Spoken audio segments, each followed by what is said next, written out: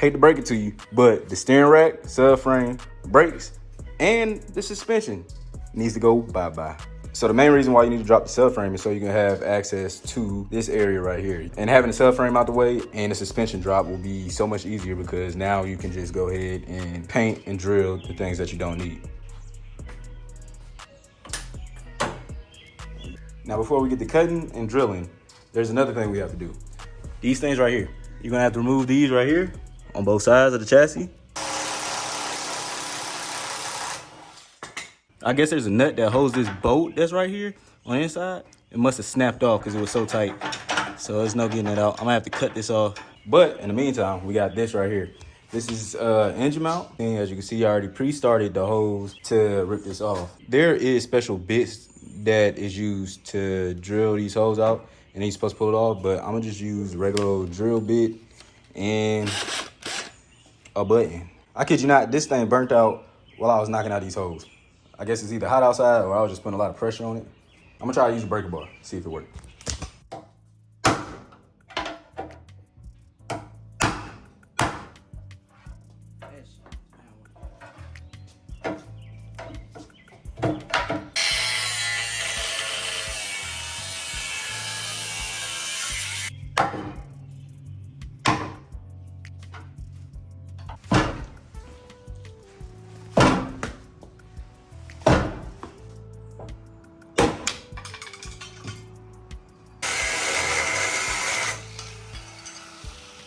I'm gonna let you know, this right here gonna take you about like 2 hours to get off.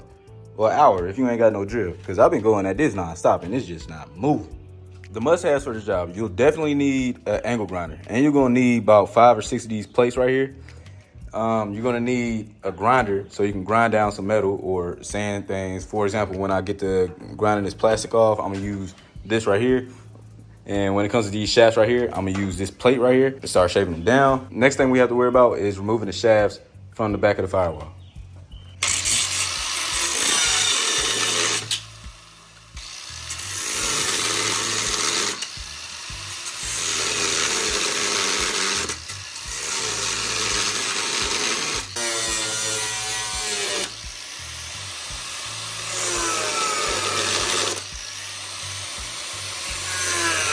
Now, all the shafts from the firewall are removed. The only one that's not removed is this one right here. This one is connected to, I think it's a heater core that's behind the dash.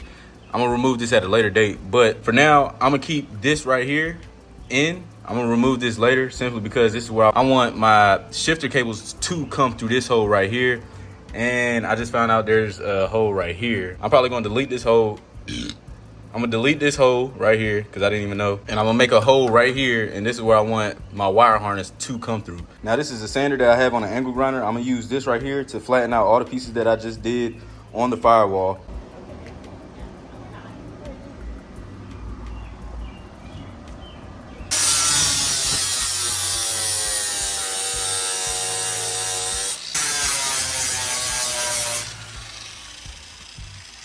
So I grinded down everything on the back of the firewall. Everything is nice and smooth. Next thing I'm gonna do is go ahead and sand down all the holes in the engine bay to get the bare metal like this, so I'll be able to weld in the holes that I don't need.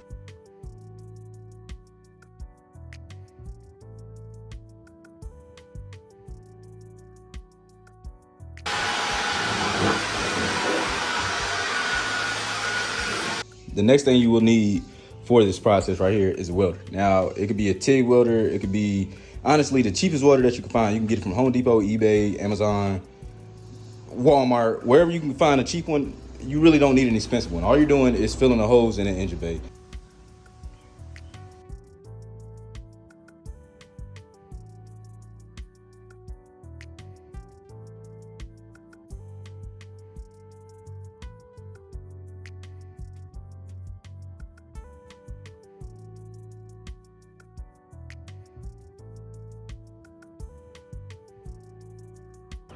Now, I ain't gonna lie to you. Welding this takes forever. Way too long. I ended up welding all the holes that I felt like should be covered on the chassis. Basically, from here back, I welded everything.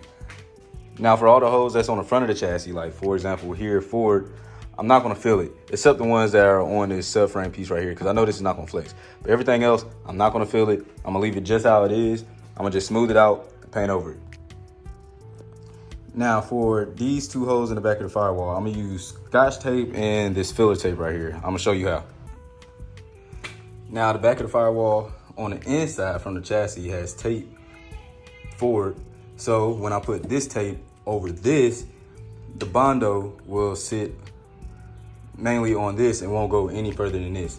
And you might say it won't work, but if you look right here, this is where an antenna used to be. I did that same method right here. And you can't even tell that it used to be an antenna right there. And it's still solid, it didn't crack. And this is what the finished product looked like. I'm gonna go ahead and sand down everything that I welded.